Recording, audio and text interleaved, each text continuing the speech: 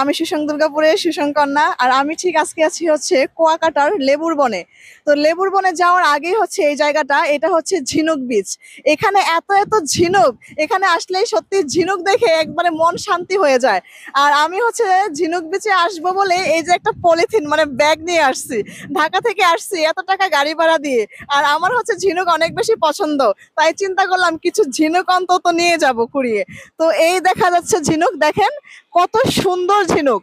Saint Martin বা Kuakata, sorry Saint Martin বা কক্সবাজার যেখানেই যান না কেন, কুয়াকাটার মতো এত সুন্দর ঝিনুক কিন্তু আপনারা পাবেন না। আর সেই জন্যই আমি ব্যাগ নিয়ে আসছি, এখান থেকে সুন্দর সুন্দর ঝিনুকগুলো কুড়িয়ে আমি ঢাকায় নিয়ে যাব। কার কার ঝিনুক লাগবে আমাকে কিন্তু আগে পেমেন্ট করে দিতে পারেন, তাহলে আমি নিয়ে যাব আপনাদের জন্য। তো দেখেন ঝিনুকগুলো দেখাই, এই ঝিনুকগুলোতে পানি চলে আসতেছে। এই দেখেন ঝিনুক, ওয়াও কি অস্থির অস্থির, আল্লাহ আমার তো ইচ্ছা করতেছে পুরা ঝিনুক বিষটাই আমি নিয়ে যাই।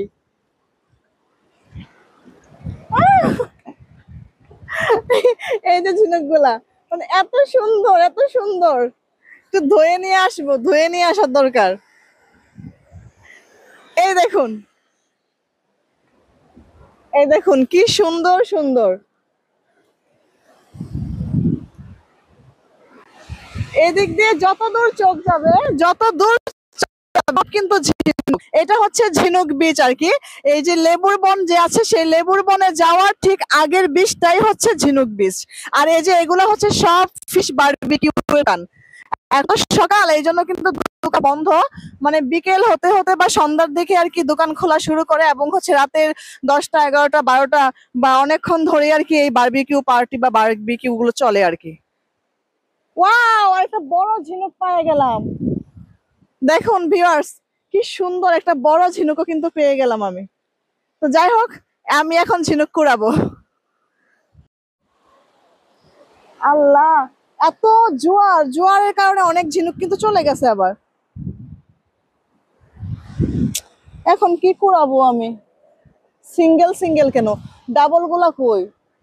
ডাবল গুলা ছিল এতক্ষণ, এই যে ডাবল, এই যে এগুলা হচ্ছে ডাবল, মানে দুই পার্টি আর কি আছে। আর যেগুলা সিঙ্গেল এগুলো হচ্ছে একটা পার্ট আর কি ক্ষয়ে যায়।